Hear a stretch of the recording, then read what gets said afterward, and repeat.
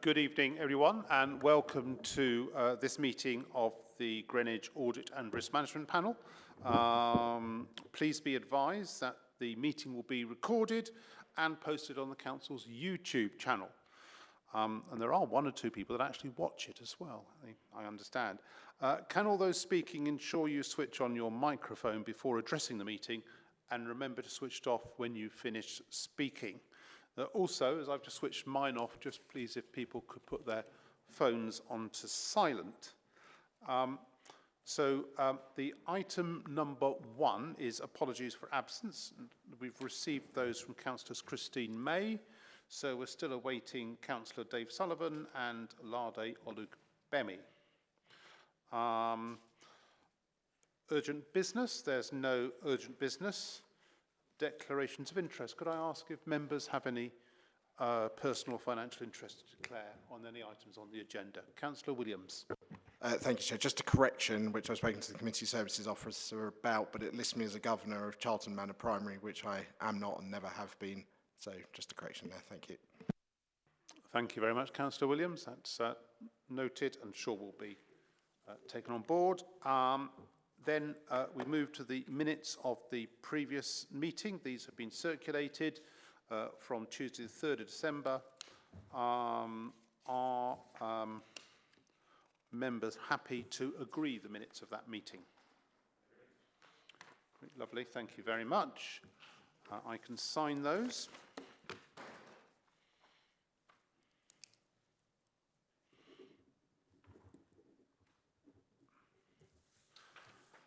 And moving on to now the substantive items on the agenda. Firstly, could I thank everyone from the various directorates where there have been internal audit reports resulting in a limited assurance for coming along tonight to answer questions from the committee and to add anything you feel appropriate in terms of the recommendations and action plan following on from the internal audit review. So if I could move over then to Brendan to introduce the item. Mr. Costello. Thank you, Chair. I'm conscious there's quite a lot of appendices, or a lot of appendices more than normal. And again, I've got copious amounts of notes similar to a report, but I'll whiz through things if I may. Standard report for the performance report for internal audit and anti-fraud. This is for Q3 up to the period ending December 24. There's just a few points I'm going to go through. 5.1, 61% of the audit plan has been completed. That's roughly similar to the level we reported for Q2. Or again, similar below the level we reported for Q2. Just my normal reminder to member that we deliberately do keep some audits back till Q4, just to make sure we can sample the whole of the year. So it's not necessarily a problem, even though it is below target. We've tried to provide some different graphics and report performance in the manner that the Chair and the panel requested previously. Appendix D and E, for example, they have a little bit more detail than we would normally provide. I'm not sure we're quite there yet, Chair, to be fair, and I'm still planning on circulating some further thoughts. My apologies, because I did say that last meeting I would circulate that before this meeting, but I failed, I'm afraid. I do apologise. There's one limited assurance review, and as agreed, we've provided the action plan as Appendix B. Certainly with that one, I think a couple of the recommendations might actually fall within my area of responsibility. So I know we've got colleagues from housing here, from the service area, so between us we should be able to answer any questions that members may have. Appendix F and G relate to the action plans in respect of 2 follow-up reviews that were conducted by internal audit. And again, this is a departure from previous panel years where the panel have now asked us where the original assessment was one of limited assurance, that we provide you with a report or some details of the changes that we've implemented or asked to be implemented. So again, we've got officers here who are here to ask any of your questions. The 2 areas are vehicle usage and fuel consumption and public health burials. And from my point of view, I'd just like to say I'm grateful for officers for attending this evening.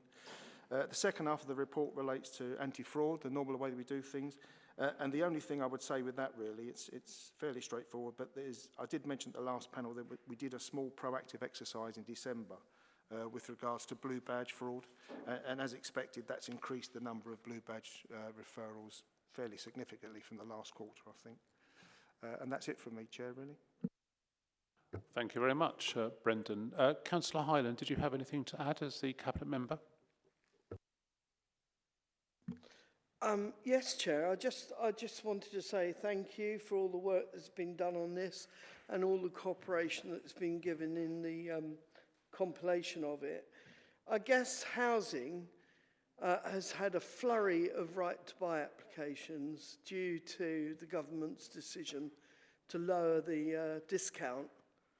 And, you know, that is potentially for them a cause for concern in the checking for audit purposes, really. And it's an issue of capacity, and it may need to be looked into to make sure that housing have got that capacity to do those thorough checks.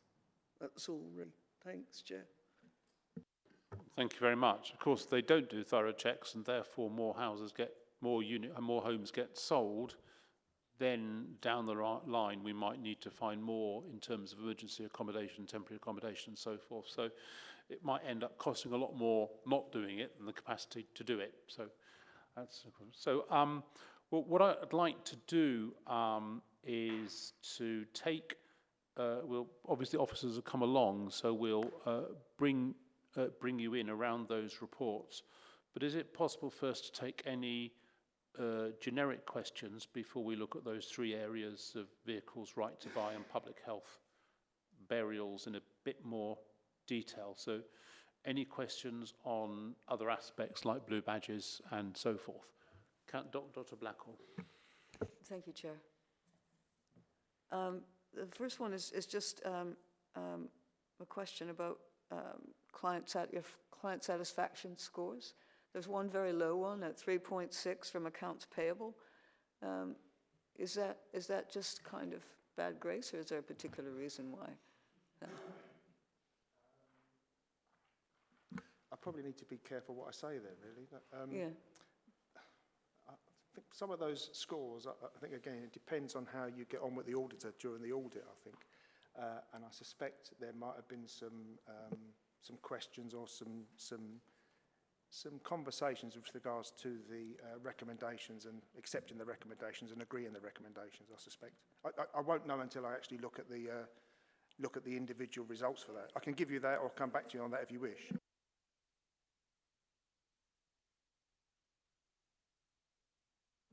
I have a couple of others. One is on the recommendation tracking, and there was one recommendation made in the April to December 24 list, which wasn't accepted, and I think that's on page 53 for item 5, and I just wondered if you could shed any light on that, why it wasn't accepted. It's one of the appendices.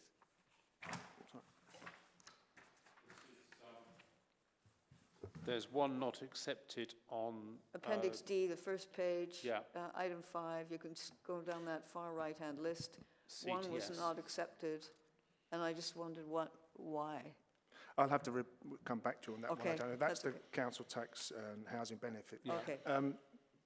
There was two things. First of all, I should have said 3.6 isn't that bad of a score, actually, coming to think of it. When it just as you stop thinking, I'm thinking 3.6 out of 5 isn't bad, really. But you're right. It's just a. It we're stands normally out as fours, different. yeah, so it's an indicator. Yeah, No, I'll come back to you on the CTS HB. The only thing I would say is that we've had, rather than getting into long debates and trying to have some sort of, negotiations with management, at the end of the day, they own the service.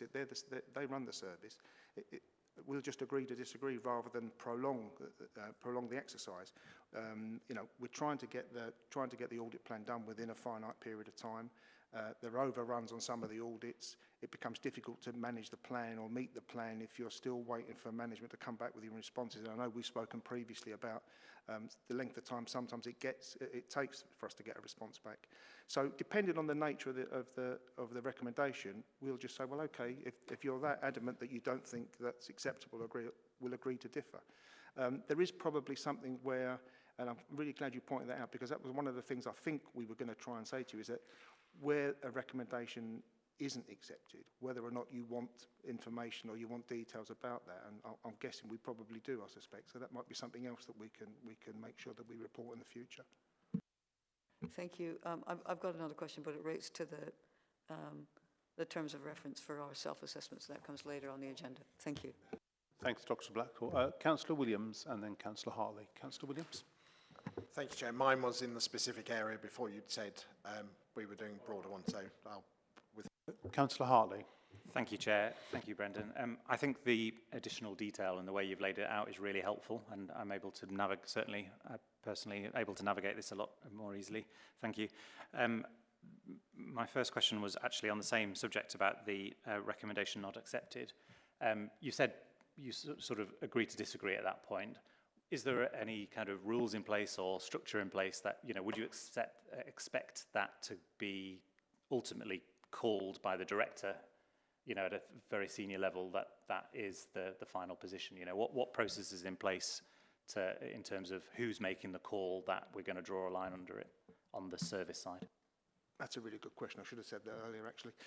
No, we asked formally for all the reports, the final reports, go to the director, go to the assistant director, go to a director. But if you've got an instance where the recommendation isn't accepted, that has to be agreed by the director. And the wording, we give them a formal wording. The formal word is, I'm prepared to accept the risks that's associated with not accepting that recommendation. Okay, and I, for one, would certainly support seeing them by exception because they are so rare. It feels that would be a good value add for the panel to add. My other question related to the anti-fraud section of the report. Do you want that now, Chair? Thank you. It's my usual question. The Bromley partnership, are we charging them enough? Could we scale to other authorities? It sounds like a useful enterprise that the council has got to use our skills in that way. Is there any more juice there? I'm trying to remember how I answered this the other time you've asked me. I think it's difficult. If it was I think it's difficult because it's another local authority and not really making a profit. We're not. I think I said to you before. We don't make a profit out of that, so we charge what our costs are. We have looked at other areas. We provided services to some various registered social landlords, and we provided them free of charge. The reason being, we knew when we were looking at the case there'd be some proceeds of crime out of that. So we would do the case, do it for nothing, look at the proceeds of crime, and then split that 50-50 with the RSL, and that's where we were generating some income, because the RSLs couldn't prosecute under the legislation. I'm not saying that we wouldn't want to do that. I just think the market isn't there anymore for that. I mean, most local authorities in London now have either got, have got their own corporate anti-fraud team, got a fraud team, or they're in a partnership already. I can think of the South West London one. I think there's 5 of them there together, and there used to be the tri-borough with Kensington and Chelsea, etc. And that's only bi-borough now, I think. And then after that, you're looking to go further afield. And I suppose nowadays, compared to previously, you could do that work desktop-based and further away. But I genuinely don't know whether there's the appetite for that anymore. Okay, thanks for that detailed answer. The Cabinet member has heard my view and knows my views on shared services, so I'll leave that with her to reflect on, perhaps. Thank you, Chair. Thank you very much. So a couple of questions from me, if that's all right. So firstly, I was going to ask about the not implemented rate, which seems to be higher for the high priority recommendations, and 52 not implemented. And I wonder what the average length of time was for implementation, and whether that proportion, which is quite a high proportion of recommendations not implemented, 33 implemented and 52 not implemented, whether that is higher than normal or whether that's the general level of non-implementation or slow implementation rather. Yeah, I think you've answered the question. It's the slower implementation. So, and this is part of the problem with me trying to provide you with statistics that are actually meaningful, because the suggestion there is that those that haven't been implemented. Well, they may well have been implemented, or they may have a longer lead-in time because of the nature of the recommendation. But don't forget, internal audit won't know they've been implemented until they go back in and do the follow-up review.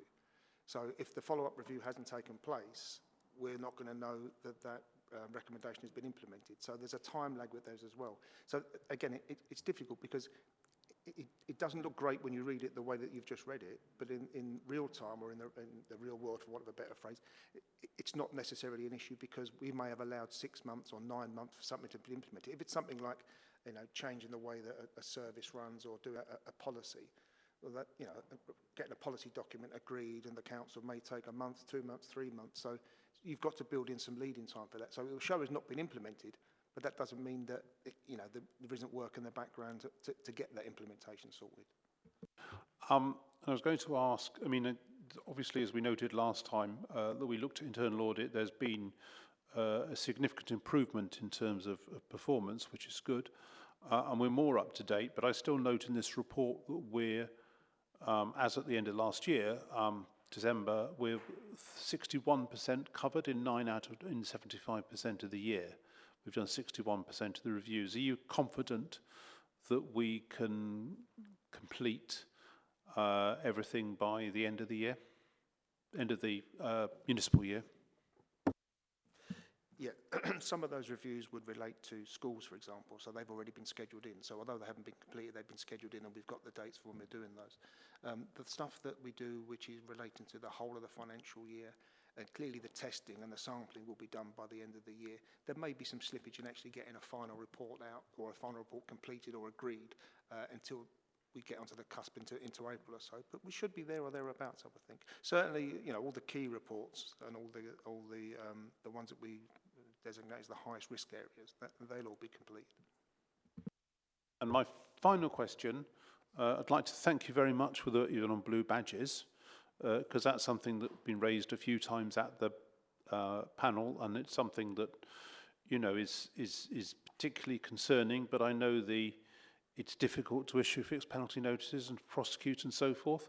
But I'd like to know which area the focus was on, which part of the borough the focus was on, and whether we found any sort of best practice in terms, because just anecdotally, there seems to be more blue badge misuse going on.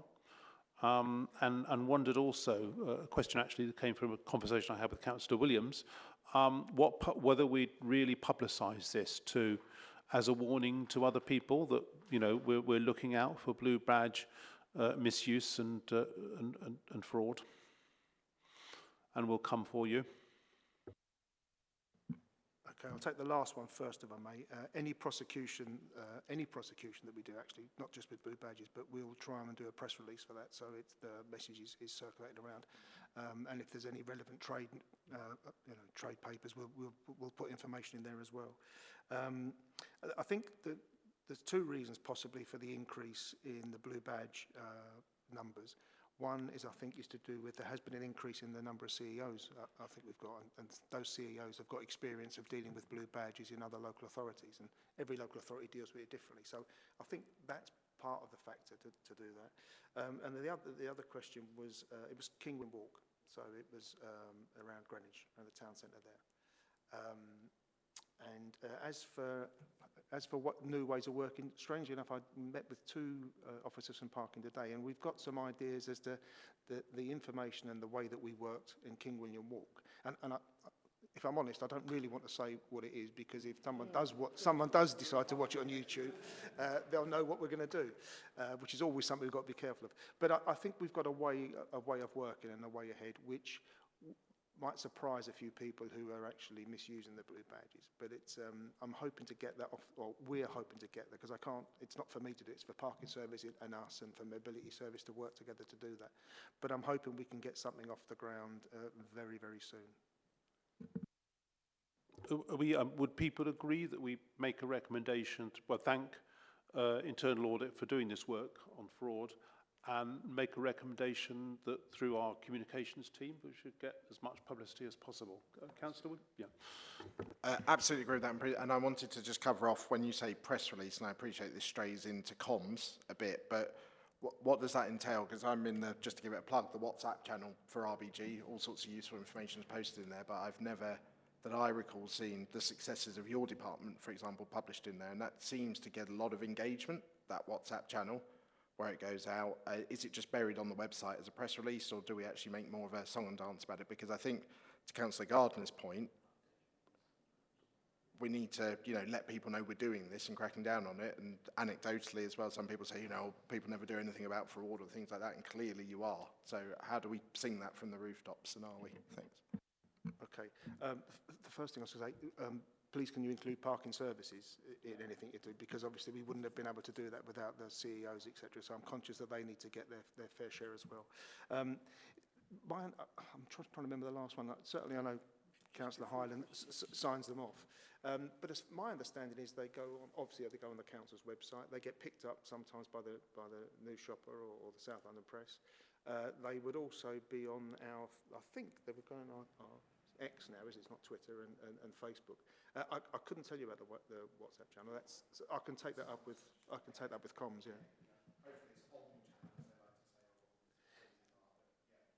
Yeah, we did have there was a spell where we didn't actually name and shame.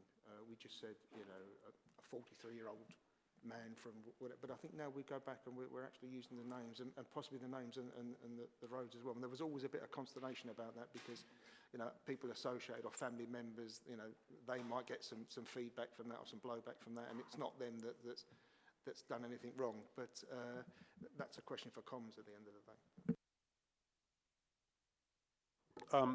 So we'll have a look at that, but are people in agreement with that recommendation? Great. Thank you very much, and we'll take on board, obviously, the point about thanking parking services as well. Right. If no further generic questions from members?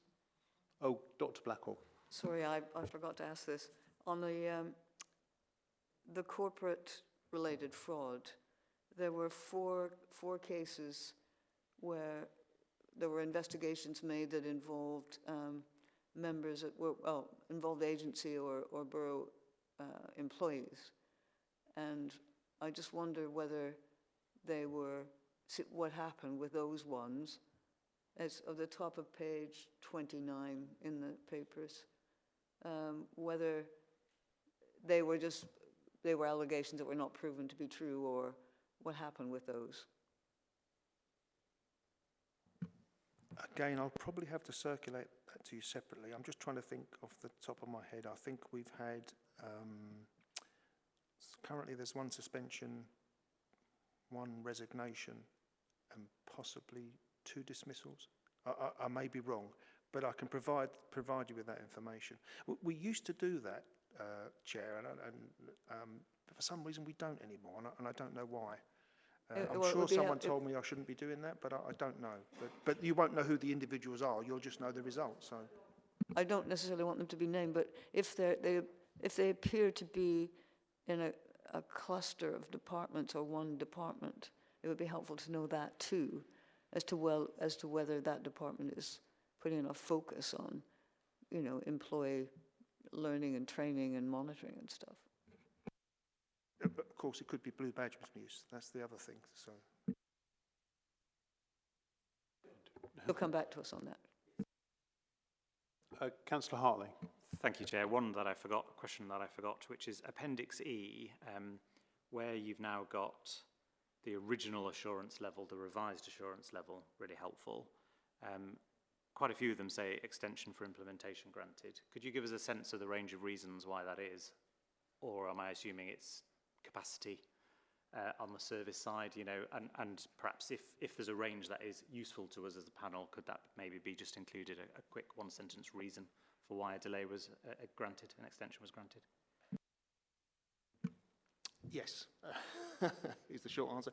It will be capacity for the service, and if I'm being honest, I'm more than grateful for the services. I know we're part of a statutory function, etc., but it's quite difficult, it's quite time-consuming having the auditors poring over all your information. As much as we try and do stuff remotely these days, and we don't actually sit with the officers necessarily all the time, there are some reviews where you would need to sit with someone and take them away from their day job. And in some places, or some reviews, it's longer than others.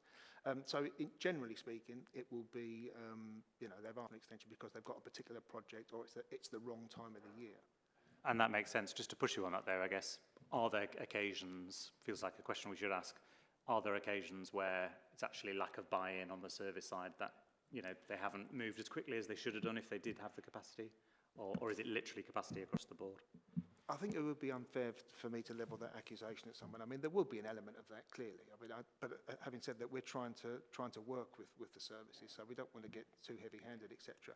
I mean, I do, you know, anecdotally, I can tell you now, we used to have one assistant director, and I could guarantee no matter what time of the year I tried to do the audit, it was the wrong time of the year to do the audit, and we would know before, and so what's the reason this time around? And in fairness, there was always a project that was, just by the nature of the work, there was always going to be a project, and that was the conversation we had. We said, you know, we did it now, we've changed the time of the year for you to accommodate you now, and now you can't do it. I said, you're going to have the audit, because it was a material area. I said, you know, just tell me when you want it done, and we'll try and accommodate it. If not, you'll have to have it done, but we really don't like to be having those sort of conversations. Yeah. Thank you very much. We now want to move on to the 3 specific areas. Officers have kindly given up their time. If we could deal first with Appendix B, which is right to buy. And Sean, did you want to come forward for this? It's just you, is it? By yourself? It is just me. I would have brought along the head of income and home ownership, but he's unfortunately unwell at the moment. Oh, right. Okay, thank you very much. Sean, we have the report in front of us on Appendix B, or rather the recommendations, not the full report, that gave limited assurance on the right to buy and the financial checks on buyers. And obviously in the light of what Councillor Hyland said about the significant blip in the numbers of applications pending and the possible substantial loss of properties, which are quite vital for us, just be useful to get your comments on the report and how you're addressing the recommendations in them. Thank you. Thank you, Chair, and thanks for this opportunity to speak about this important report. It is an important matter. The value of our housing is almost inestimable. There are 30,000 households on the housing register, 2,000 households homeless, and we appreciate that every home that we own is an incredibly valuable asset, and we do work incredibly hard to make sure that they are not lost through the right to buy inappropriately. So the report is obviously about the checks we do on people that want to buy the home under the right to buy. The main thrust of the report being, are we making sure that the tenants that are trying to buy their home through the right to buy are able to finance that purchase through legitimate means. I did want to just give a little bit of background to assure the panel how seriously we take this matter, and if you'll forgive me, there's a little bit of history that I'd like to share. So the checks on tenants who wish to buy their homes on their financial status are done by the unauthorised occupation team. That has been the case since around about 2014, following an audit, in fact, of this process back then. The unauthorised occupation team was actually formed in 2012 in response to the Prevention of Social Housing Fraud Act. We were the first local authority in the country to get a custodial sentence using that legislation, and there was a TV series called Council House Crackdown, where a lot of our cases were featured, which it sounds like Denise probably watched that. Yes. Were you in it? Quite famously, actually. Okay, sorry, but it is to show that we've got a long history of taking things like this incredibly seriously. So every right to buy application goes via the unauthorised occupation team to be checked, but they also do every change of tenancy application. They investigate any reports we receive of possible misuse of our homes. They work very closely with the internal audit and anti-fraud. They take part in the National Fraud Initiative each year, and they can only take civil action. So we work very closely again with internal anti-fraud, who do interviews under caution and take criminal prosecutions forward.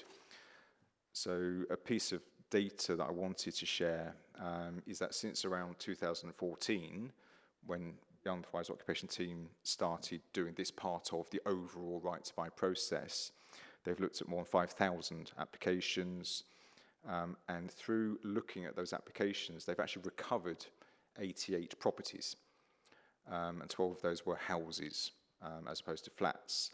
So there is a part of the process which maybe isn't necessarily recognised in the report, which is fine, which actually is protecting the loss very much and very, very successfully. We calculate that's probably prevented around about £18 million of discounts being lost, if you see what I mean, and those properties too. I think that's incredibly important for the panel to understand how seriously we take it, as I say. And that's with a very small team. Mention was made earlier of can we bring additional resources to bear? And I'll give you some data in a minute about how many resources we would need to deal with the, I'm going to, with no apology, use the word a tsunami of demand since the changes to the right to buy made in November. So I'll come back to that. There was an audit recently on succession cases, which was passed with very little problem, and internal fraud was satisfied the processes that this team has in place safeguarded the authority against fraud. One of the things that did come from that audit was that there needed to be some sample checking done. The manager of the team in question introduced that straight away. There's very close supervision of the very small number of officers, which is 3.5 today, by the manager in question. In October 2023, the council was shortlisted by the Institute of Revenue's Rating and Valuation for its work in protecting the public purse and won that award. So it's nationally recognised as being extremely good at what it does, and something that we should be proud of, but not presumptuous that they are perfect, which they are not. I do want to say that although 4 cases that were reviewed in the audit did raise flags, which is of concern, of course it is. That's 4 cases. I don't know how many were checked. That's probably in the report.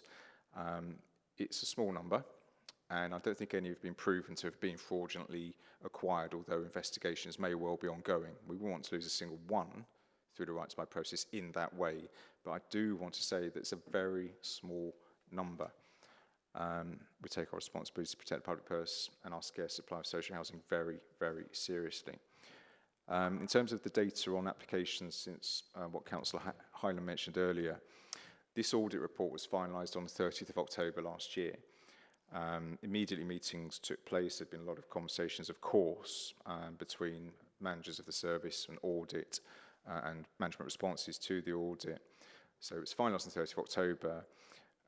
The changes that the panel doubtless are aware of to the right to buy discounts, which were very significant reductions to the right to buy discounts available, were implemented on the 21st of November. So the data is that between the 30th of October, when the audit report was finalised, and the 20th of November, the day before the discounts changed, we received 1,022 right to buy applications. That's about 49 per day, 341 per week, or 17,700 annualised. If you consider that in an average year prior to this the most recent years, we might complete on 200 right to buys. We might have received 400 or 500 applications to receive an annualised 17,700 per year, or 1,000 in 3 weeks. It's impossible to imagine that amount of extra work coming into any team, in any council or any private sector organisation or anything. So we are facing a challenge, and we're facing it head on. The reason that's relevant, that does cause concern. It causes concern about how we manage that caseload without cutting corners, without carrying out the proper verification checks, and so on and so forth. It also, of course, raises concern because we may not be able to attain deadlines. We want to make our decisions within 4 weeks. But it's the sheer scale, which means that bringing additional resources to bear isn't the solution as such. There is no solution involving resources, if you see what I mean. And resources need to be specialist. This is quite difficult and very specialist work where you need to be able to investigate and carry out inquiries the unauthorised occupation team conduct to a very high standard.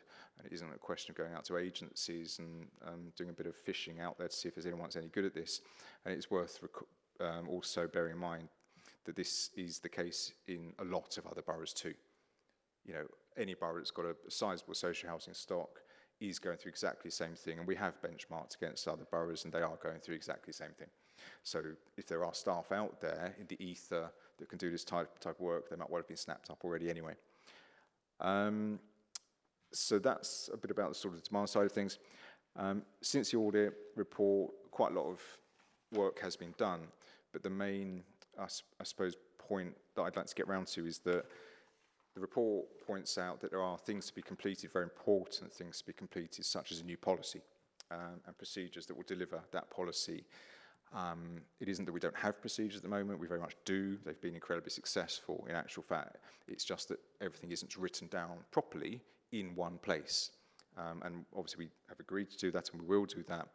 And when we responded to the report, we did give, of course, timescales for achieving that, but then we didn't know we were going to receive 1,000 applications in 3 weeks. Those timescales are now impossible. They're unachievable.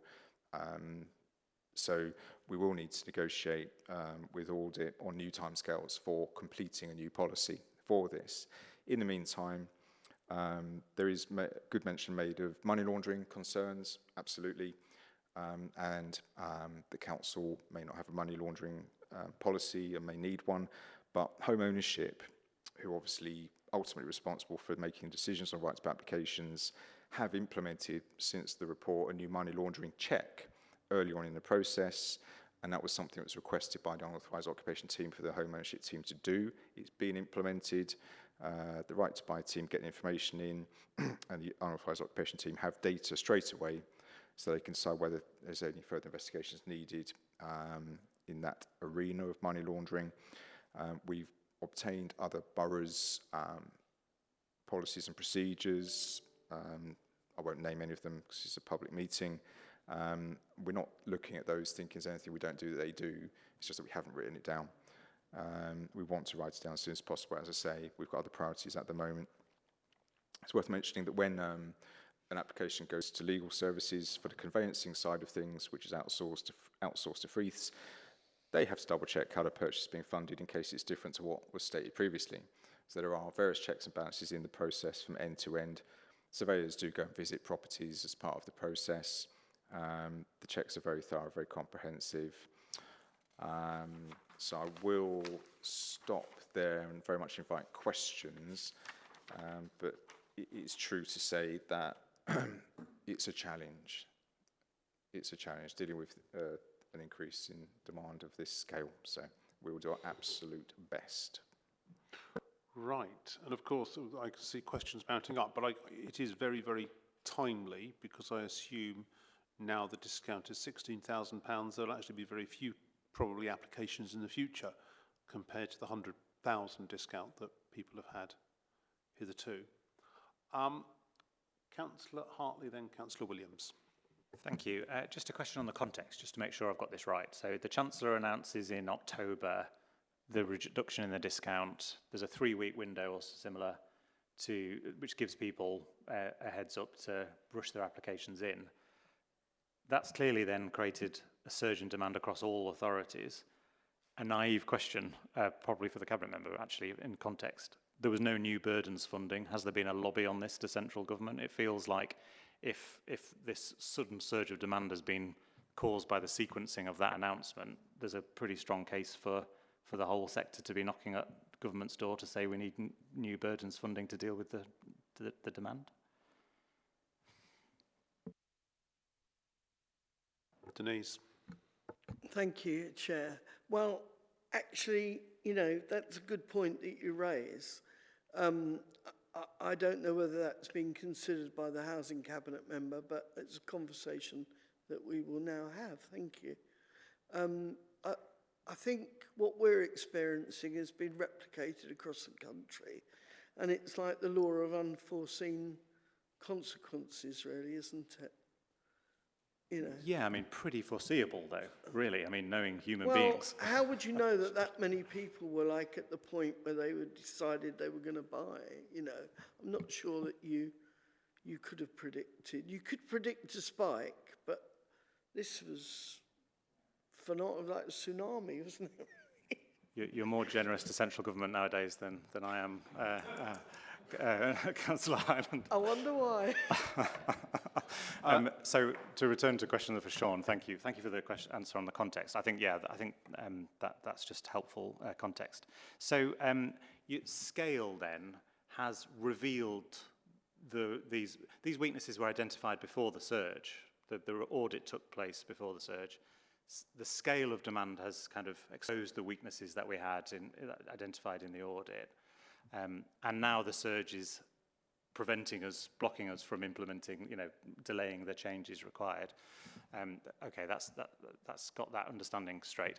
My question is on those weaknesses that have been identified and then sort of exposed by the surge and the scale issue. Is there anything that we can do retrospectively, not knowing the law on this? My question to you as an expert, I guess. Is there anything we can do retrospectively if we've now got a concern that properties were disposed of inappropriately? Have we got any recourse to reclaim retrospectively? Yeah, I think Sean referred to 4 cases that were identified as part of the review. They're actively being investigated at the moment with a view to establishing whether fraud was committed, because you have to fill in a document, you have to provide information. But if you provide the wrong information or the false information, you've committed an offence. So, and again, thinking it through, if you get a successful prosecution and you've lied to get a discount, there's a proceeds of crime action that's potential there, so you could get the property back and the discount back, etc. And so those are the 4 that came up in the review. Can we go back further? I'm just thinking, we've now identified these weaknesses. I assume those weaknesses have, to some degree always been there in one form or another. Can we now look retrospectively to try and claw as much back if there's more than those 4 cases going back into history? And what are we doing to answer that question? How many cases could there be beyond those 4? Thank you, Councillor. I absolutely do understand the question. And I think the 4 cases are being investigated by our colleagues. And I think once those investigations are completed, then we'll have the full set of lessons to be learnt. Any gaps that could have been filled, then we will be able to ascertain how we can fill those gaps going forward if we haven't yet done so. And then, yeah, obviously we will have a think, and I'm sure Audit would want me to have a think about, okay, could those gaps mean that the right to buy system has been exploited by others? Then, is there a way of actually going back and reviewing? Obviously, you'll understand the potential challenge there in terms of resources, and that over the years, thousands of homes have, of course, been sold under right to buy. So if there was clever ways of doing it using data matching techniques and so on and so forth, that would make it easier to do a retrospective exercise. I think it's an excellent question, and I think it's one for myself and Brendan. Obviously, and Denise will be watching to take away and make sure it's incorporated into the thinking. Does that sound about right, Brendan, do you think? Yes, I think so. I mean, there would be only a very small percentage of the applications that would appear to be fraudulent or turn out to be fraudulent. And again, it's the same things that I think I've said to you before, just because perhaps those checks, for want of a better phrase, those checks might not have been adequate, but that doesn't equate to the fact that someone's committed fraud. It just means that, the process could have been tighter really as we've gone through it, or could be better managed. Doesn't necessarily mean doesn't always equate to there being an issue or a problem. Yeah, I understand. Yes, absolutely. That you've made that very, very clear. The sort of difference between the content of the issue, the substance of the application, and the process and the assurance. I get that.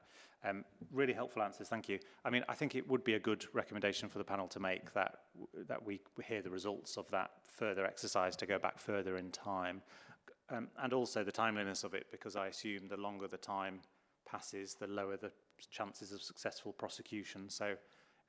Perhaps, Chair, as a suggestion, we might make that a recommendation that we see that I'm not quite in short order, because there's a lot of work going on to deal with that flood of applications, but at an appropriate point that the panel is updated on those historical cases. Chair, as a suggestion. Thank you. I've made a note of that. Councillor Williams. Thank you, Chair, and Sean, thank you for coming along this evening to speak to us about this. I think building on those 4 cases and what Councillor Hartley was saying, I wondered how much effort did it take to identify those 4? What were the key flags? And then could that logic then be applied to others? Was it simply you identified, I don't know, 100 odd that didn't have the right checks done, Brendan, as you said, and those 4, once they were drilled into, or was it just a random sampling and then you got those 4 out? So what was I suppose you said it was one's missing checks, and then we found 4 that there was a belief that fraud had occurred and they're being investigated. So how much work did it take to get to those 4? The sample, it wasn't 100, there's a sample. The sample would be fairly small than that. It would be 20 or 30 cases, and 4 were flagged. So in that respect, it's quite a high percentage. I'll have to go back and have a look to see what actually triggered the concerns for those. But obviously they're with the anti-fraud officers now and they're doing live investigations. But I should know, but I genuinely can't remember as to what triggered those concerns. So I would definitely like to know that, Chair, if we could get that as an action to come back on. And that really leads into my next question is, do we have a sense of how many might have had insufficient evidence provided about residency or AML, et cetera, et cetera. So I don't think we can, based on a sample size of 20, have an idea of how many might be bad. But in terms of a resource case, surely if we're able, we'll see what happens with these 4, but if we're able to reclaim those properties, it kind of pays for itself, doesn't it, in a way, to do it. So moving on to another point, obviously there's been the huge uptick in right to buy requests, and I appreciate that we now can't do some of the implementations, but I'm probably being naive, and apologies if you already said it, Sean, but what are the statutory deadlines on right to buy responses, as it were, when they come in? Because surely, to my mind, it would be right to have all this in place and then run all the new applications through the improved system, documented system, etc., so we avoid any more of these going forward. So are we hamstrung by a statutory deadline to respond to these applications, or can we take a breather and get this in place, then run through them?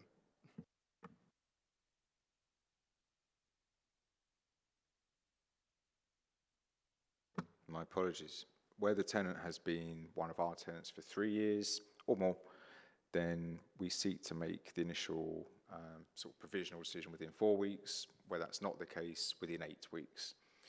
And I presume that's driven by the statutory arrangements. So there may not be an awful lot of flexibility in that. That might be the short answer in actual fact. And sorry to be a pedant, but you said you presume, is it the statutory deadline, or are we not sure whether there's a statutory, because we aim to do that, I appreciate you saying that, but what are we compelled to do by the legislation around right to buy? I shall double check. I would have had a much more expert person of course, with me yeah, tonight, that's were he not well. And the person that reports to him is also on leave, so there are some details I don't know. But we see on our website 4 weeks for the 3 years plus 8 weeks for the rest. So I'm assuming that's just the statutory arrangements, but I will double check. Thanks. And what I would say is we are in an exceptional moment with the number of applications. So my suggestion would be, if there aren't a statutory deadline, could we take a look at taking a breather to try and get some of the improvements that are recommended in place, then run it through? So whilst we've set that expectation, if we went out and actually said we've had a huge uptick in requests, this is going to push things out, and work this in at the same time, surely that would avoid work later on if we have to then retrospectively go through and look for fraudulent cases. So perhaps once we get the basis of what the statutory requirements are, if any, could we maybe revisit? Yeah, thanks, Councillor. I think London Councils is doing some work on this as a collective. Our director is the joint chair of London Council's Housing Directors Group, Jamie Carswell. And a survey has gone around all London boroughs asking about the workloads they're experiencing because of this, and I'm assuming that London councils are considering some form of lobbying or recommendations to government on exactly this, and I will go off and check that, Nick. The reason I mention that is because I haven't myself contacted government to say, could we have a bit of a respite on this? But if London councils and the authorities outside London were to speak with a uniform voice, potentially, but I don't know how easy, if it's Tory how easy it would be to change the statute even temporarily, but that's above my pay grade. And one more, if I may, Chair, slightly coming off right to buy, but related to the housing bit on tenancy and subletting. Just on page 27, 616 and 615, talk about, which is great to recover the financial losses. Have we successfully achieved that yet, or are there any in flight to be able to do that? So talking about losses equating to the cost of temporary accommodation because we lost the use of that. Have we had any successes there? That's what I couldn't see. Not in this time period, but yes, if you were to look through the library and previous reports, we've had some significant success in previous years. In fact, one of the cases was, Sean was talking about the first case. There was one particular case where there was lots of. Sorry, I beg your pardon. There was lots of discussion about whether or not we were able to do that piece of work, and we actually had a case that went through and was the person went not guilty. We went through and the judge was quite clear and gave a very clear judgment that not only was the person guilty, but we were quite entitled to use that calculation, and the calculation stood up to scrutiny. And there's other bits of legislation now. There's unlawful profit orders, etc. So it's not uncommon where you can prove that someone's gained some criminal financial gain. If they've got some assets, it's difficult if they're in receipt of housing benefit, you wouldn't be able to get anything back. But if they've bought a place, or if they're subletting an accommodation and they've been given temporary accommodation, clearly you've got some means where you can say there's a financial gain to your crime, and we can look for that money back. Thank you. Councillor Ologbemi.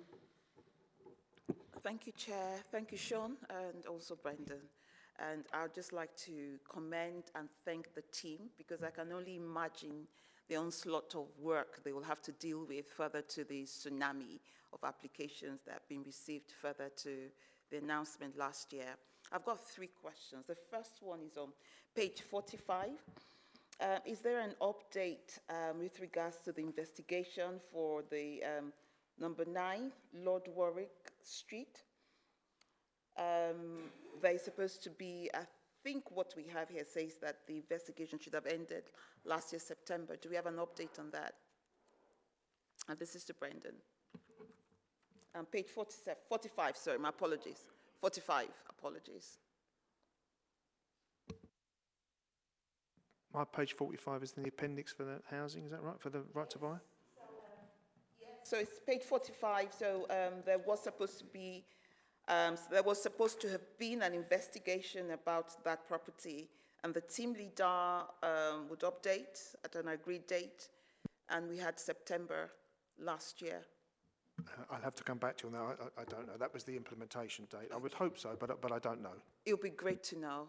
And I'm totally supporting what Councillor Hartley and Councillor Williams said earlier.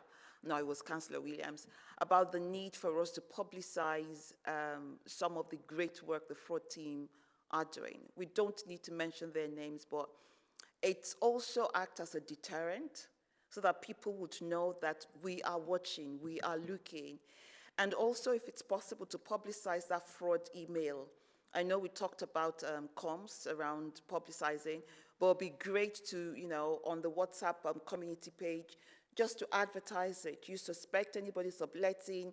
Do you think that XYZ is going on? We're here to listen to you. We'll take anonymous calls. I think that would really, really be important. The message has to be strongly out there that we as a council, we're watching, and we're not going to take it lightly at all. That's my first question. Second one is on, this is on page 48. And I note the response from management around their concerns about the roles of the valuers when they go out to value, when they go out for the visitation, that they are housing officers and they're not exactly skilled to provide questions or collect data because of restrictions around GDPR. And also there was supposed to be, and I'm hoping that that draft policy and procedure is at a tail end, almost ready, because we have the timeline here for end of January 2025. What are we doing in making sure that the valuers, when they go out during the visitation, that they are skilled, very well armed, and they're able to do the job they're supposed to be doing? Because it's not just enough for them to go out as a tick box exercise. If they're going out and they cannot collect some data because of GDPR, because they have restrictions, then what exactly are they doing? I think it would be helpful if you can have that clarified. Yeah, this may be a double act on this one. So valuers value. They're there to value the properties. They're experts at valuing properties. They do value properties expertly. I wonder if we're conflating the eyes and ears issue with investigations with that. They valued it. I don't believe there was any weaknesses found in them being good at valuing and being professional at valuing and doing the right valuations. Or if Audit did find that, then I can't comment on that. I thought as much that there may be a confliction with the way this has been described, because valuation, in my own opinion, is very straightforward. But Indeed. here we have the You're response right. from management saying that they're not able to carry out some of the functions because of restrictions. I think that, as far as I remember with that referral, one of the issues was that visits were being conducted to addresses, and other people were being found at the address who may not. Sorry, I think the issue with that was that visits were being conducted to addresses, and no identity was being seen. We weren't asking for proof of identity or finding out who the tenant was. So, for example, if you've got a property which may be sublet, it's very easy if a surveyor's coming around to look at the property. You let the person into the property, they have a look at the property, they do their work, and they're skilled to do that. There was no suggestion that they weren't skilled to do that, and then they leave.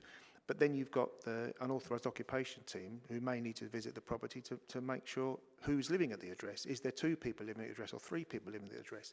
Is the property being sublet, and did we see the sublettee with there? Well, unless those people unless the surveyors are asking for evidence of identity or asking for the person's name and details or seeing some proof, that's another thing that you can do to combat fraud. And I think the issue there was, are we asking the surveyors to do something that's not part of their function? It's a function that belongs to another directorate. So it's that thing about cross-cutting as well, about getting, seeing what the end picture is and getting different departments to work together or have the same sort of focus. I think my confusion laid around the reference to them being called housing officers. That this is what we have here. That bear with me one moment. This is page 47. It says that please see dress. Comments below. In general terms, we are uncomfortable about this, to be honest. We're not housing officers, and policing tenancies is very much outside of our directorate's remit. So this is about the valuers. Gotcha. Thank you. And I think the audit view was they weren't being asked to police tenancy. All they were asked to do was to get some evidence of ID of the person that they'd seen at the property. Okay. And lastly, do we have an idea of when, if this policy and procedure, if it is ready, or it's almost ready? Well, Councillor, so in regard to your first point, which is actually a really good point, I will have another look at the role we asked the valuers to perform and whether it would be self-defeating if valuers went into property, saw that things weren't right, but didn't feel able to report that to the people that then can investigate it. And so that would be potential weakness which we should address. I will go back and make sure that that isn't a weakness anymore, or if it is a weakness that we can address it. So we'll look into that. And when will the policy be ready? Unfortunately, so I'll stop using the word tsunami and go back to the data again. So if we ordinarily receive 400 rights by applications in a year, which would probably be about right. So it's about 200 completions a year, or fewer, since 21 to 22. We have received 1,000 in 3 weeks.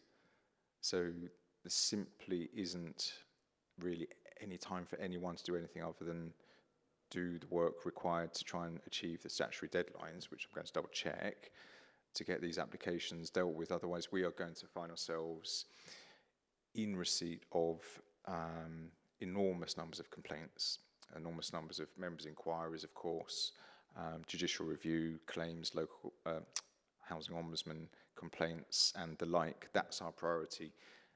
So we literally have to suspend that work. If I take anyone off of doing the casework side of things to work on the policy, then we are definitely heading towards big legal problems and huge numbers of complaints and so on. It won't take long once we've got to a point where we feel we are on top of this huge amount of additional work, where we can say, okay, now let's get back to the policy and let's get it done as quickly as possible. There is a lot of groundwork in place. As I said, we have got the policies from certain other London boroughs, which look okay, that look pretty much how ours is going to end up looking. Ours will probably be a little bit better. So I can't give you a deadline on that because the managers of that team are dealing with an unprecedented increase in workload. So there's really not, there's not the ability to work out when are we going to get to the point where that workload is down to a satisfactory level that we can get back to doing policy work. I can't give a deadline. I need to negotiate, obviously, with Brendan, or my service needs to negotiate with Audit. We can't leave it forever, but we need to be reasonable. So whether 3 months is a reasonable extension or it's 6 months, I don't know. And also I'd quite like to bring into the policy review another thing that I don't yet know, which is the final outcome of the review into those 4 cases which were suspect. So I just want to make sure, although the policy will be the high-level document, we're going to have procedures underpinning that policy. And it's very important those procedures underpin everything that needs to be in the policy that's going to stop any potential wrongful sales of our properties. So, and as the panel knows, I don't know if we've finished those 4 reviews completely or not, or when they're going to be finished. So I can't give you a deadline now, and I won't be able to give a deadline in this meeting. Well, thank you for that. I must say, my concern is here, it's better to get the policy right. It is, I think, from what I'm reading, it is an 8-week statutory deadline. Whether there's any scope to go to the Minister for Housing, who may be not too far away, to get any sort of, environment to that, I don't know. That's clearly something that legal could look into, but I do think it's important to get the policy and the process right, given this is the one chance we have to make a difference, because after these wave of applications have been implemented, we're likely to get very few applications for a long time. So getting it right now is really important, and that may mean leaning on additional resources, but that should pay for itself. So I'm actually a bit concerned and think that rather than going for extensions, we should be looking to implement now according to this timetable. And I don't know whether that's the view of the other members of the panel.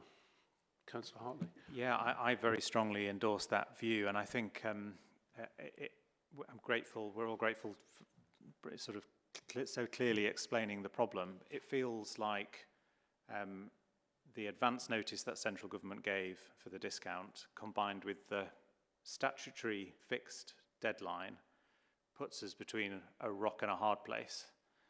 That it's created the surge in demand with no flexibility to take longer to process the applications, and the result is legal and financial risk ultimately, and risk of fraud. So I think, as well as endorsing your recommendation, I think your suggestion of a lobby to central government for those statutory deadlines to be relaxed through secondary legislation, I assume, would be a very appropriate recommendation for this panel to make. And perhaps, I know that's, as Councillor Hyland said, for the Cabinet Member for Housing, I suppose, but perhaps the Leader of the Council. This feels like an urgent problem, and I think we should make both of those recommendations. Councillor Williams. Thank you, Chair. Yeah, I also did a bit of background. It does appear to be statutory. You're right. So on that, after asking. my one concern would be is obviously we're probably not the only local authority in this position, and while central government could extend the timelines, it doesn't suggest that we'd get the right resource to do the work still, because every local authority wants that resource, right? So we could have, I can't remember what you called it, but a mitigation amount of money from central government. But if the resource isn't, if the resource isn't there, so I think it's a sensible recommendation, but I'm not sure about the reality. I'm not sure what your feeling is, Sean. I think you mentioned earlier that the people just aren't there, and no through local authorities going through this at the moment. So would it become a bidding war between local authorities to try and get the right resource and a route to nothing? There will be genuine supply chain constraints. We have done benchmarking, as I say, and I know that this same phenomena has happened in a lot of London boroughs. So the market for people who can do this work to the standard necessary will be saturated, if you see what I mean, with demand for a very limited supply. Councillor Hartley, then I'm keen actually to bring this, because obviously we've got other reports to hear. Of course, just to clarify though, I suppose a longer, if central government were to make that change, longer to process with the same resource that we have for all local authorities would be helpful. So just to clarify that. Thank you, Chair. So to try to bring this together then, well, thank you very much, Brendan and Sean. This is obviously very important and very timely, that we're recommending that we should come back with what the outcome of the investigation was on those 4 cases out of 20, and that should come back to audit risk management as the relevant point. And we can also in that report look at the scope for more looking back, which has been raised this evening. And then secondly, we're of the view that we should recommend that as far as possible, the implementation date should be kept, some of which have gone, some have been completed, some were October, December, and there are a few key ones at the end of January. But the recommendation is as far as possible, and that thirdly, that with London councils, we should look to lobby government, firstly for, I don't know the term used, additional new burden resources, funding, because of the surge, and which is unprecedented. It will have an impact on homelessness and so much else. And secondly, for, if possible, to relax the statutory limit, the statutory timescale for processing right to buy applications. Are you anything to add, Councillor Lubemi? Yeah, I was going to ask Chair if you agree that part of our recommendation would be for the team to, you suggested it earlier, John, if you could get some help from other teams with regards to writing the policy and procedure. I am very slightly concerned, not heavily concerned, that a team are working on a statutory duty without a framework, without a guideline. It would be great to have a draft. So I totally understand, and if you refer to where I started when I made my comment earlier, commendation to the team. I can only imagine the pressure they're under. But however, I believe it's really important that there is a framework that the team is working on. They have a guideline. This is what we'll do. This is when we'll do it. This is how we'll do it. That will really, really be important to have something in the kitty. I know if the team leader or the team manager cannot write it, they can get some bit of help from the strategy team. So that's part of what I will be recommending, Chair, subject to the panel agreeing. So I think that goes with our that goes with our previous recommendation, doesn't it? I think in terms of implementing this, our recommendation. This should be the recommendations from internal audit should be implemented, which includes the policy and procedure. You know, as far as possible. We can only do it as far as possible. Sorry. Yeah. That's right. Sorry, Councillor Williams. Yeah, thank you, Chair. I think coming back to the 4 cases, I think we also wanted to understand what was the kind of playbook used to identify and the level of effort to do that, to then grow out from there to understand that. So I think we're going to come back on that one, because it's nearly a 25% rate, isn't it, of potential fraud. So It is if I've got the sample size correct, yes. Yeah. When you said it was 100, it wouldn't have been as much as 100. No, I mean, I'd say it was throwing a 20 or finger in 30. I think. Yeah, and we hit 4, so that seems alarmingly high to me. So It does, depending on how the sample was selected, of course. But of yeah. course, yes, yeah. Okay, well, I think hopefully we're there. Our thoughts are with you, Sean. We're willing to put in a shift, but I'm not sure we're allowed to as councillors. But I've got training in anti-money laundering, but there we are. And wish you all the best with that. And thank you for your patience and coming along this evening. Thank you very much. Thank you, Chair, and thank you, panel. Thank you very much. Just ask we've got 2 sets of other officers present. One on vehicle usage, we've got Olivia and Mark, and on public health burials, we've got Lisa and Melanie. And sorry you've had to wait, but that was quite a substantive, meaty item, and keen to deal with it quickly. But could I just ask, is anyone, in terms of who we take first, anyone has a pressing commitment that they need to leave quickly? No? Well, if I can see Lisa at the front, so maybe if Lisa and Melanie, we could look at the public health burials next.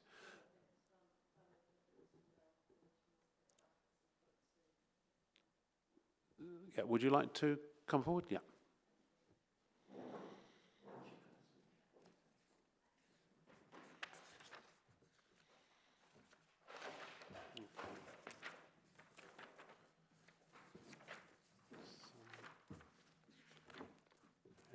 Okay, just looking through. Yeah, so this is Appendix G in our reports. Again, it was another report which was limited assurance, and we can see the key recommendations here and the dates for implementation. So again, you're quickly able just to take us through the report and how you're responding to the how you'll respond to the internal audit review. Thank you. Thank you, Councillor Gardner. Lisa Wilson, Integrated Director of Commissioning, and Mel is here as our Head of Service. So I'm going to give a summary of some of the context and then hand over to Mel, if that's okay, for the detailed overview of the report and recommendations and the actions we're taking. I think it goes without saying we do take this service seriously. It really is important for our residents who receive support around their financial affairs. Sadly, some of them do pass away without the family connections or support to manage their affairs. So it's really important that our team support that in the event of their death. So that context in mind, we knew that we were under capacity in this team, but also needed to refresh our systems and processes and also support the staff to do their best work. Some of the members may be aware that I led a reorganisation across all my teams over the last couple of years, so that's now starting to embed and have some positive impact, including in this area. We were here last time, I think, on another audit committee report where a similar thing was said. I know Mel as Head of Service is really committed to taking those actions forward, but that reorganisation in the context of that is really important because all of the staff went through change at the same time as these reports came forward. So we've been working with Brendan and his team around the review of the recommendations and actions. And I'm pleased to say things, despite obviously the limited assurance outcome still being here, are progressing. The other thing to note here is that whilst we know that the audit recommendations are really important and we want to get those policies and procedures, systems and processes and the assurance level increased, what we do hear from residents that interact and their families or other contacts that we have about this particular element of the service is that they really value it and they value the officers and their approach. And in fact, the amount of compliments we receive health and adult services and the proportion of those that are related to this actual service is quite high. So Mel's able to share that with you. So what I wouldn't want you to go away with was a sense that the quality of what people are receiving in terms of the support is less than what I would expect from my team. obviously the underlying systems and processes are really important to complement that. So at this point, I'll hand over to Mel, if that's okay, to take you through a summary of the recommendations and where we are on the actions.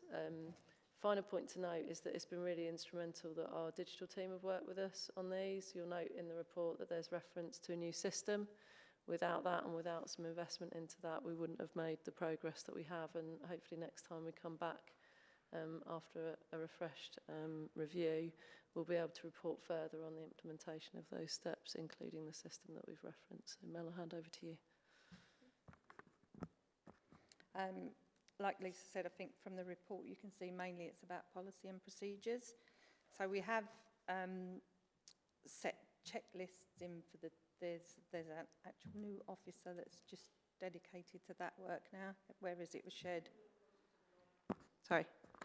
Yeah, the work was shared across the team, so everyone was doing it different. So now we've got one officer doing that job with the others in the background that will know how to do it. So there is checklists, it's just the written policies and procedures that we've got to write down.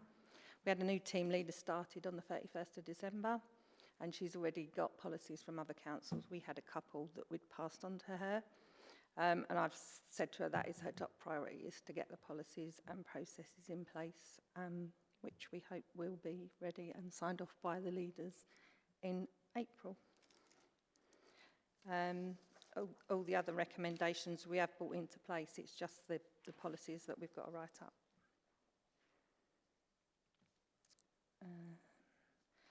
The compliments that Lisa mentioned, we've got that going back to 2019. It was 1, 2019, 20, 21 was 1, 22 was 6, 23 was 4, 24 was 1, and this year to date we've already had 18. So clearly an improvement.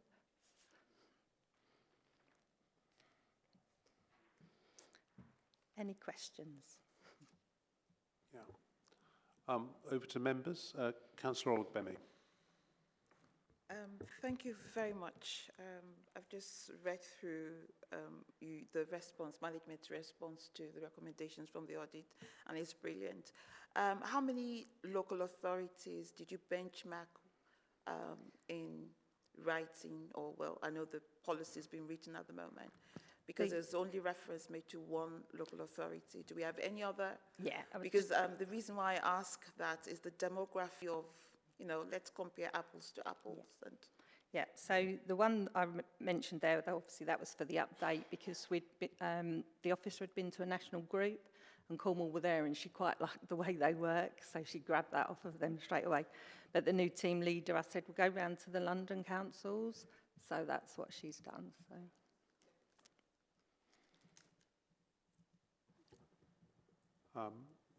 Thank you. I think you said at the end, you said there have been 18 this year. So with the public health burials, roughly how many are we dealing with a year in the borough? And is it broadly this year similar to other boroughs? This year, I'm not sure if... So the compliments are from April, but the stats that we do is from January to December. I'm not sure why they're different. That's just what we're asked for. So for 24, we've had 56 so far. 56 last calendar year. Yeah. Yeah. Very. It's a very, very important service that all local authorities provide for people really without relatives or the means to afford their own burial.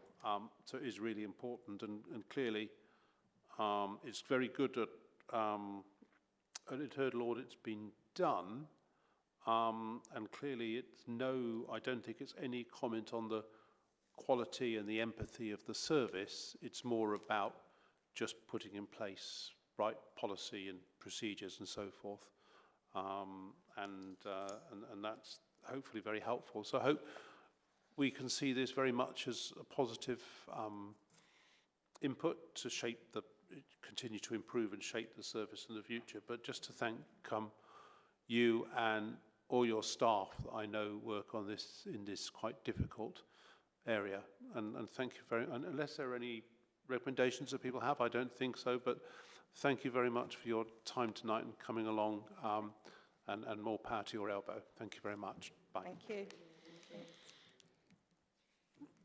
Okay.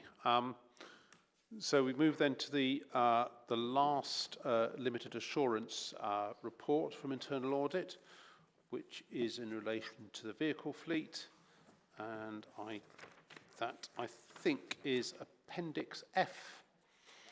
So we have Olivier, who is the head of fleet and waste strategy. We worked before together, Olivier, and Mark, I don't know, who's deputy head of fleet management. So welcome both, and perhaps again, if you could just say a few words about your the report and your response to the recommendations, implementation of the recommendations. Thank you. Yeah, thank you, Chair. So the recommendations in the report have been outstanding for quite some time. You know, the initial audit took place a number of years ago. There were delays that occurred due to COVID and not being able to roll out the new policy whilst the council was focusing on its COVID response. Then there were changes in the senior management within repairs and investments, where predominantly that's where the vehicles that go home. Then another audit took place, so we took on board the additional recommendations in the second audit report. And then finally, I was unfortunate to have gone through 3 separate fleet managers in the past 20 months. So each time the work has had to pause, we have to focus on the compliance of the fleet first and foremost, and then secondly in having a reliable fleet. So unfortunately it's come kind of lower down our list of priorities. The situation in many ways is kind of changed somewhat, because we're looking at what changes need to happen in Birchmere Depot to enable fleet electrification.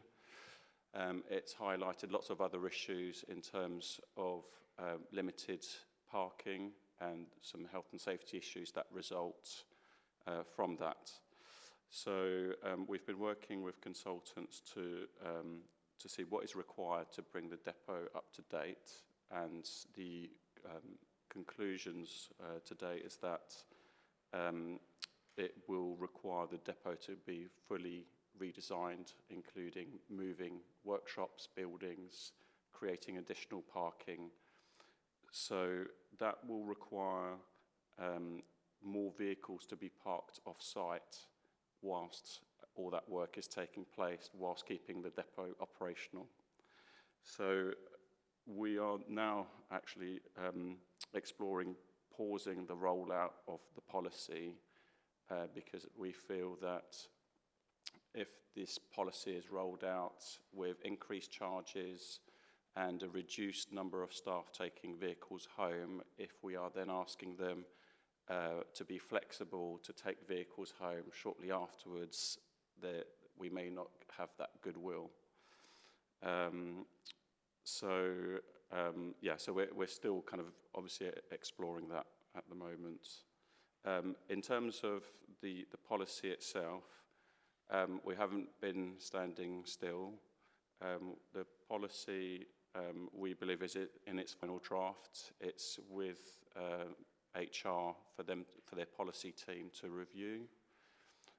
We then have some further work to do with payroll, and then assuming if the decision is that we continue with the policy, then we will have to enter the various stages in terms of staffing consultation to get the policy agreed, and then we need a mobilisation period to enable staff to either accept to continue to take their vehicles home for an increased charge, or to return the vehicle to the service and leave it parked overnight in the depot.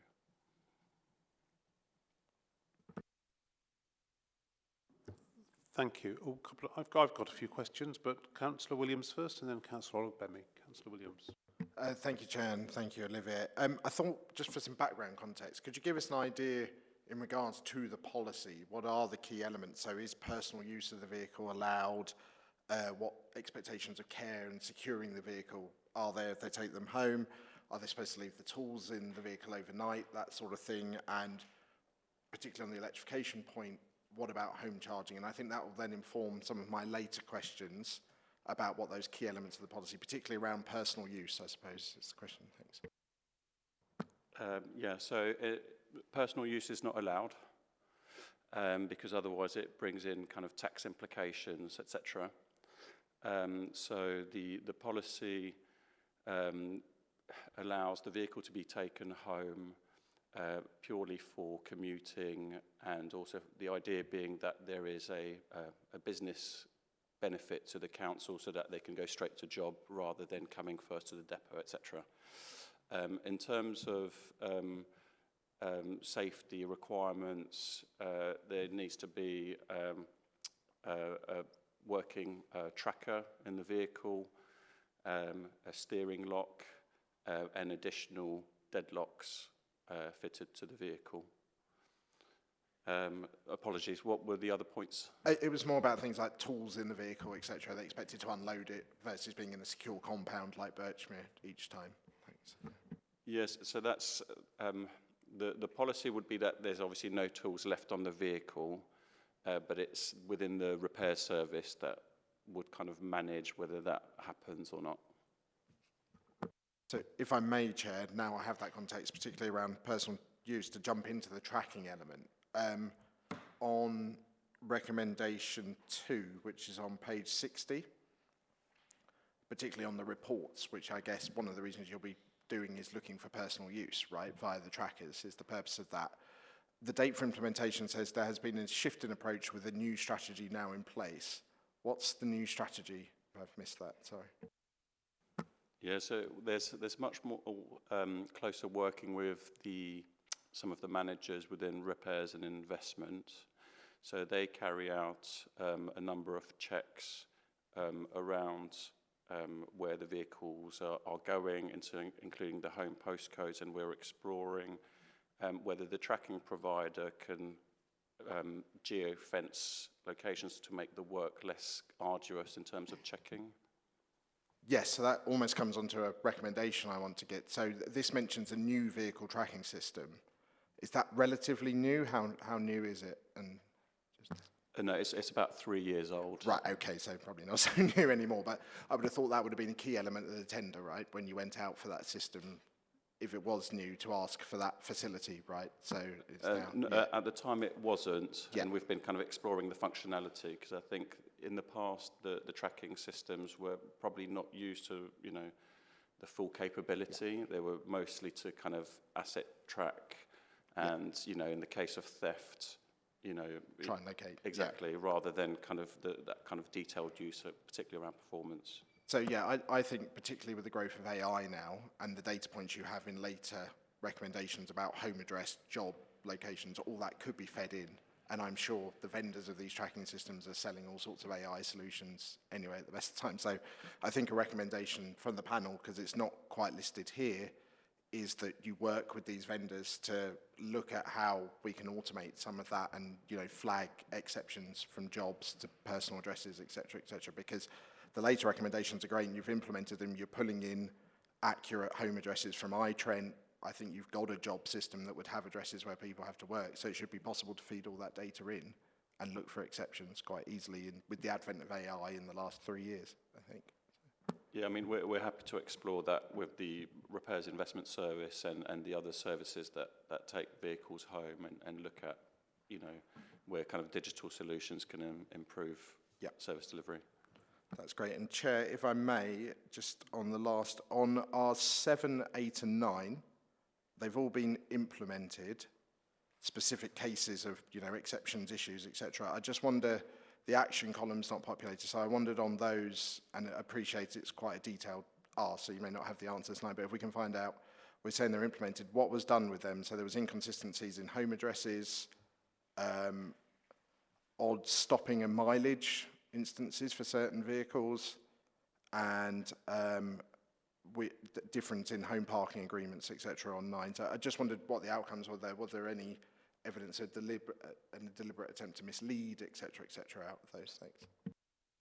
So I think the actions to the report were some of the ones that were more policy and procedure related, I think, were given to us as in terms of fleet management. In terms of the individual cases, those actions were given to the managers within repairs and investment. So I'm not familiar with what the outcomes were of the individual cases, but I'm happy to take that away and feed it back to the panel after this meeting. That would be really helpful. And I wonder as well, in your view, Olivia, would that be better coming from you rather than... So would you prefer, and this might be a loaded question, but a more centralised fleet management where it isn't devolved down there? Because obviously there's line management, but then we're asking line managers to also do a bit of fleet management as well in part of that. So is there a case to be had for a more centralised fleet management where you're alerted to the exceptions and you do the investigation outside of each of those services? I think there is a case. I think that the way the model is set up at the moment is it's very much decentralised. We're a very small team that, you know, and this is a relatively small function of what we do. So I think there would be a capacity issue. But there's also, I think, a benefit that shouldn't be overlooked. I think about managers managing all aspects of their drivers' activities, including things that they've signed up to, including, you know, any, you know, infrequent and irregular private use that may have been allowed, for example, on, you know, on the way home, etc. And one more question: how often have, and I may have missed it in here, so apologies. How often have we uncovered misuse of vehicles? It's minimal, to my understanding. How often do we go looking for it? I suppose is the other question there. Yeah, I appreciate that. So in terms of the policy, there's managers within repairs and investment that have to look at their own driver agreements, etc. That requires them to do a check on a monthly basis of, I believe it's 10% of their vehicles. So, but yeah, I would need to go back to the repair service to look at those records and to see how many you know, instances of misuse there has been. Yeah, so I think for a clear ask, I think the panel would like to know how often is that 10% check met, and of that 10%, if it is met, how many do we find misuse? Please. Thank you. That's it from me, Chair. Thank you for indulging me. Thanks. Okay, Councillor Oleg Bemi.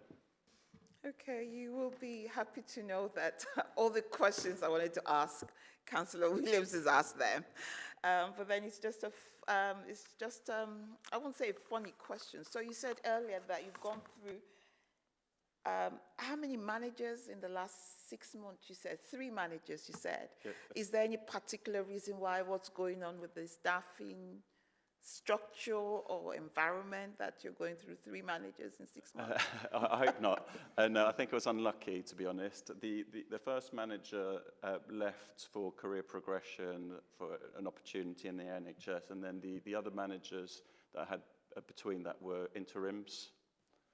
So, yeah, now that Mark has started, I've got a permanent person who is assisting me.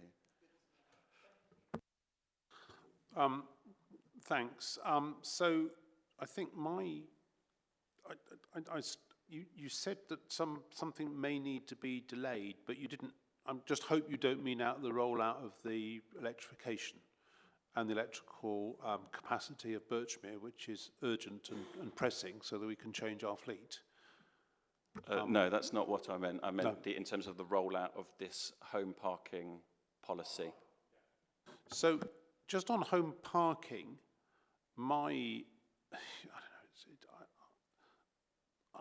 it doesn't look good to me when you see vans outside littering our streets at, say, Lewisham or Southwark or Hyde or whatever. There are very few of them these days, actually. And similarly, if people live in Bexley and they work for Greenwich, I don't think it's a good look, and obviously there is, you know, we've got the security issues as well, and I would have thought, would the presumption be that with the home parking policy, we're not meant to be looking at the detail of the policy here, but would the presumption be it would be on an exceptional basis that vehicles, council vehicles, would be taken home at night? Yes, I mean, firstly, there's only a selection of the fleet which is eligible due to its kind of weight class. So within that, it's only, I would say, predominantly the repairs and investment section that use the policy, and there's a very small number within caretaking, I think mostly that use it for call-out purposes. I think I have questioned that before with the department, whether, you know, there is, you know, the business case for these vans to be taken home. I'm assured that as things stand, that this is the best method of service delivery in terms of trade staff.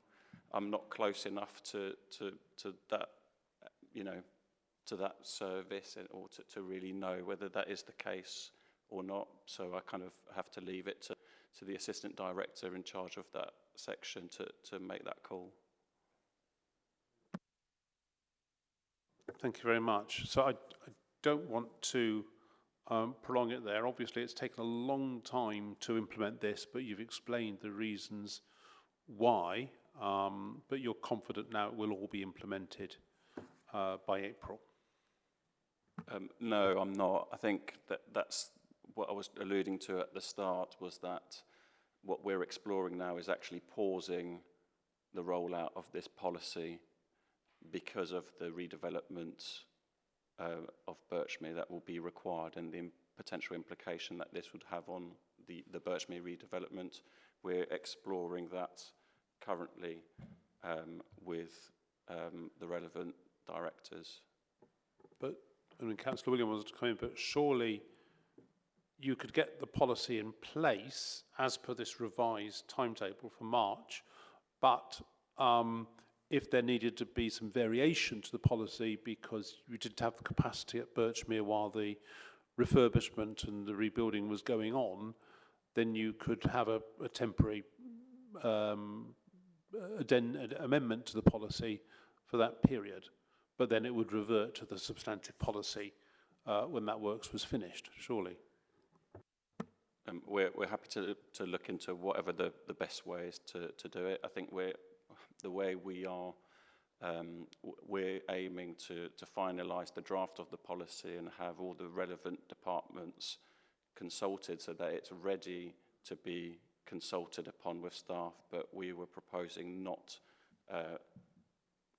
continuing with that final consultation with staff if it's not going to be rolled out for a period of time. Okay, Councillor Williams? Yeah, just to help me with an idea of scale, how many vehicles are taken home? It's in the region of 110. 110, okay, thank you, that helps a bit in my mind. For those that do take them home, obviously they don't have to pay commuting costs to their place of work, etc., etc. How is that reflected for employees that can't take a vehicle home? Is there a measure done there? Because it's not a benefit in kind, you say, from a tax perspective, because it's to and from work. So how is there parity for employees that don't have a vehicle to get them to and from work? There isn't parity, but they do make a contribution towards fuel and depreciation, additional depreciation from the additional mileage. Okay, I mean, as you know, my sense very much is that people should not be driving to work, but they should be using sustainable transport. But obviously, if they've got to call out potentially at night, then, or if they live in Mottingham, their last job's in Mottingham, it's a lot of fuel and so forth to get all the way back to Birchmere and so forth. So there has to be some practical flexibility. But I would be keen that the policy, you stick to the timetable for this, if at all possible. and then that can be vired when the work start. But that would be my sense. Could I make a suggestion on that timing point? I mean, I suppose it depends on when you considered a recommendation as implemented, because to me, a policy developed, finalised, ready to go, but just a slight accommodation to timing at the end for basically employee relations because of changing circumstance. I would personally, in this instance, consider that implemented. All the work's been done, it's ready to go, and then we leave it to the service to get it over the final sort of line because of those other factors. But from what we've heard, I don't have any worry that we're going to be here in another 6 months or a year. It's just a matter of timing with that consultation, because I do understand if you're going to consult 110 people on something, that's going to be a change, and then you're going to have to say, well, not now because of Birchmere, and I understand the timing point. So I think it's just really about a definitional thing when you consider some things as implemented. Could I quickly ask, culturally, do those that take their vehicle home see it as a positive or as a burden? Because I understand this thing about asking, and potentially Birchmere asking more to take them home. Is it culturally seen as a burden, or is it actually, oh great, I can commute to work in that vehicle? I think it depends. I think it's about 50-50 within the repair staff that kind of take it home or don't. Some, I think, probably see it as a bit of a hassle to park an extra van, on their driveway or outside their house, or the problems it might cause with their neighbours, etc. And then for others, they do see it as a benefit because they don't need to get a car, or they're not putting additional mileage on their car, etc. So it depends. Well, thanks. So trying to bring this together now, then we had some recommendations from Councillor Williams that we, I'm trying to remember right now, we use, I think you were basically saying we look at automation for tracking, yeah. Working with the vendors. It's just been extended, so it can be. I think if my memory serves me correctly, it's a 3+2+2, and we're in the first period of extension. Good. And then if we can have the work done on the policy, even if it has to be the rollout has to be delayed for the reasons you stated, that would be excellent. I don't know whether Brendan, you had anything you wanted to come back on. Oh right, yes, sorry. It was around whether the 10% check within repairs of tracking is being adhered to, and of that 10%, if it is, how many do we find misuse? So not a recommendation, an ask, I suppose. Sorry. Okay. Anything, sorry, Brendan, I didn't bring you in, but anything you wanted to add from your perspective? Yes, just very quickly. I mean, the message I'll take back is that from an internal audit point of view, we need to try and be flexible with regards to that recommendation in particular. But the other thing I was going to say is that I think you've heard three genuine examples tonight, going back to your question earlier, as to why recommendations don't get implemented in time, or we have to have extensions, because I don't think anyone tonight has told you something that's not genuine or not a reason why they can't implement the things they've been asked to do.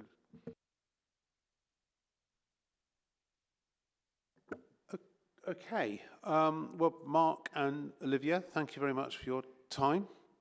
Good luck with the refurbishment of Birchmere and getting the new policy in place. Okay, thank you very much. And that concludes that item on the agenda. That was really the most substantive item we had. But now we turn to item 6, which is the public sector internal audit standards and the internal assessment of our internal audit function. Brendan again. Forgive me, I thought we'd finished after that.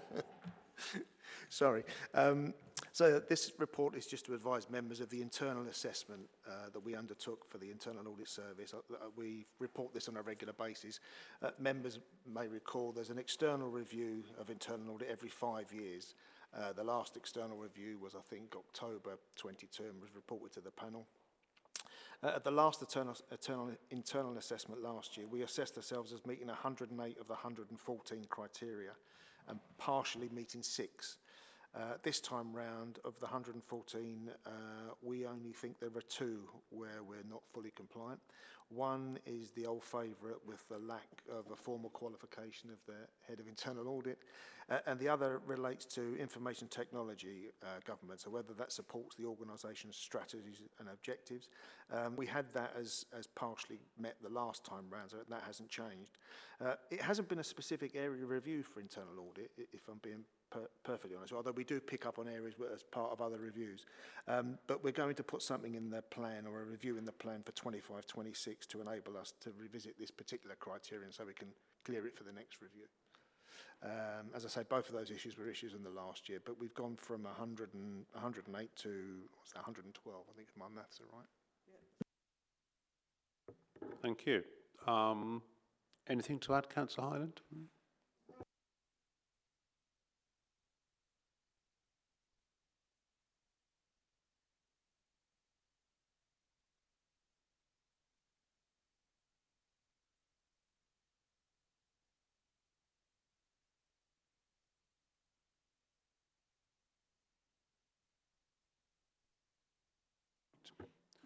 Good. Well, are there any questions or comments from members on this report? I can see there's a fascination with internal audit standards, but yeah, congratulations on narrowing it down to 2, and that we're not compliant with at the moment, and hopefully, in time those can be addressed. And people happy to note this report? Noted, thank you. So then the last substantive item on the agenda is our own self-assessment, the Audit and Risk Management Panel Self-Assessment and Evaluation Action Plan.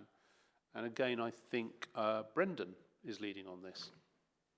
What would we do without you, Brendan? Right, I'm going to refer to my notes on this one, I think, just to make sure I get it all in there. So this is a progress update on the recommended improvement actions and the evaluation undertaken. That's Appendix A. One of the recommended actions is to review and update the panel's terms of reference to ensure there's full compliance with CIPFA guidelines. So we've done that, and there's a draft copy of the updated terms of reference in Appendix C, and I know I anticipated earlier there's going to be some questions, I think Councillor Williams said. The current terms of reference are attached in Appendix B. As far as I understand the process, the draft, if it's agreed, the draft has to be presented to the Constitution Working Group, which is overseen by the monitoring officer, and I think there might be members of the panel here who are on that group. And then goes to full council afterwards for approval. Another key action is around targeted training based on the CIPFA guidance. So we've developed a knowledge and skills framework at Appendix D, and I think I should have circulated, or I think Daniel circulated some training that's for next week on the global standards. I know that was an item that we had at the last meeting.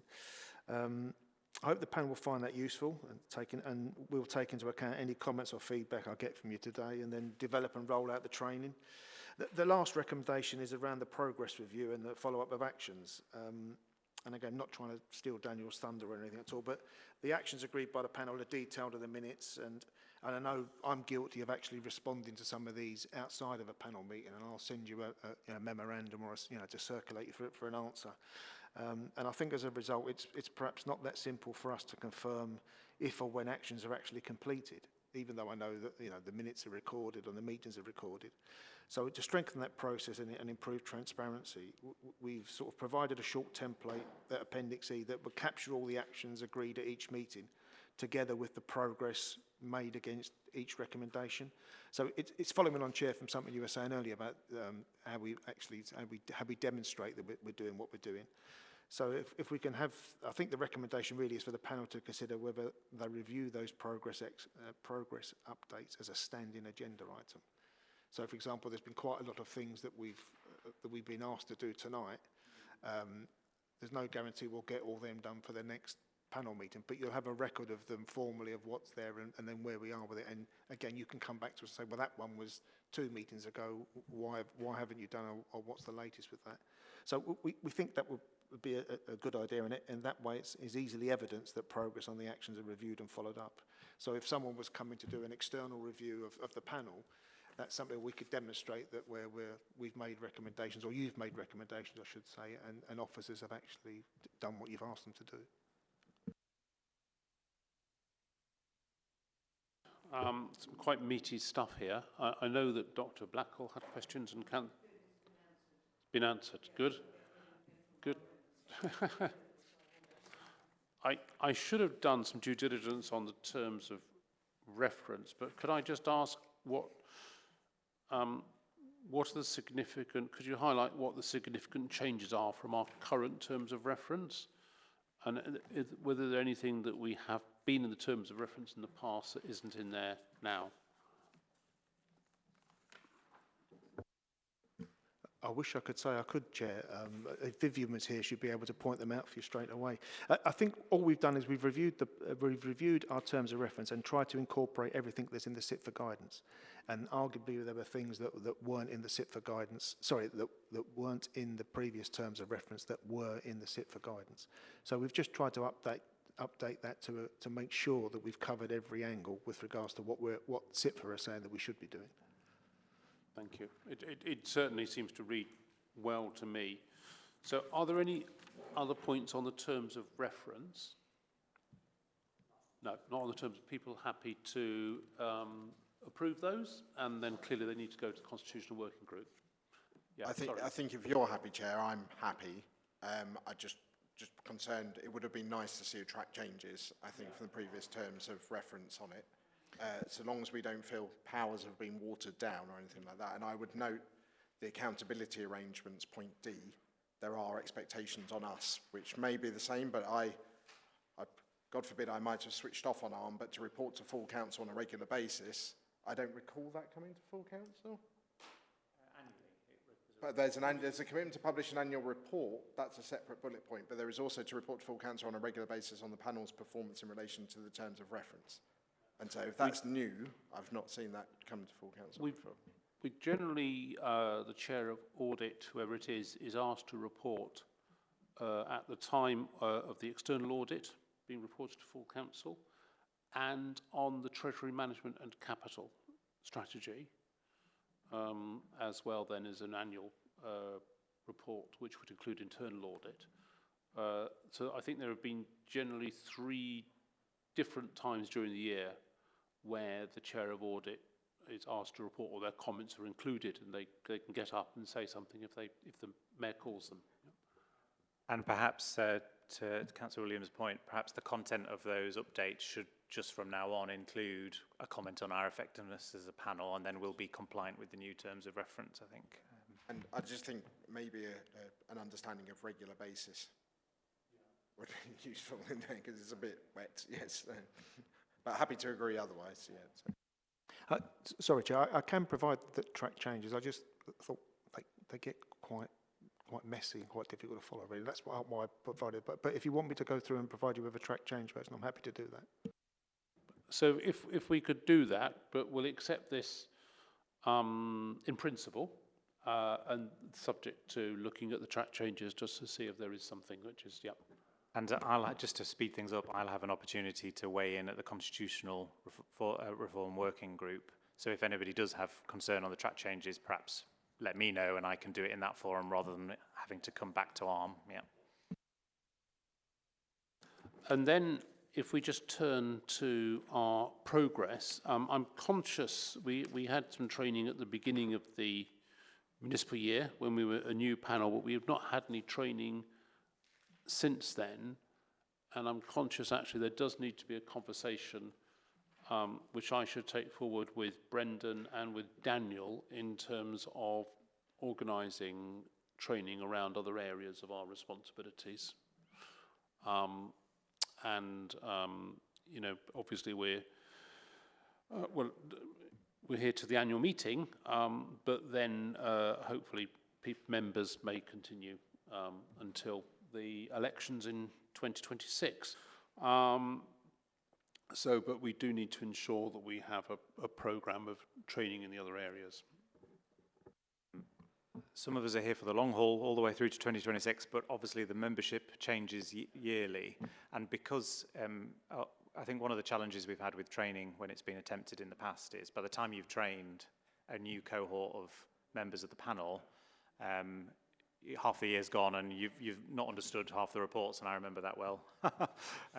So perhaps that training, could that be widened to other members in both groups that might be interested in serving on panel in the future? Just a head start for people. Idea. So are we happy then that we take this report and we have a conversation between myself, Brendan and Daniel to try and organise some training? Getting the right time is always difficult with training, but it could be, we could do it either side of the panel meeting. I think some people have problems with getting here earlier, and people don't want to go too late. Or we could look for another evening or doing something online. I also think we should explore the option of a kind of self-led training as well. So if there's content e-learning, we can just work through when suits each person, even better, rather than having to all get together. So there are options for that as well. Which there would be on internal audit and on external audit. Treasury management. Okay, so people are happy with that. Are we happy? Sorry, Councillor Hartley. Thank you, Chair. Just forgive me if I've missed this. I just wondered where we were up to with the recruitment of an additional independent member and what the timetable for that was. Apologies if I've missed it. I couldn't see that in the detail. So we've agreed that in principle. I just think a second expert independent member. Yeah, I think so. Do you know Mr. Wilkinson? You don't know. I will undertake to chase that with the Director of Legal Services, because I think it will stop there, really, the appointment process, advertising appointment process, yeah. I think Council agreed it obviously subject to financial considerations, yeah, but it shouldn't cost much.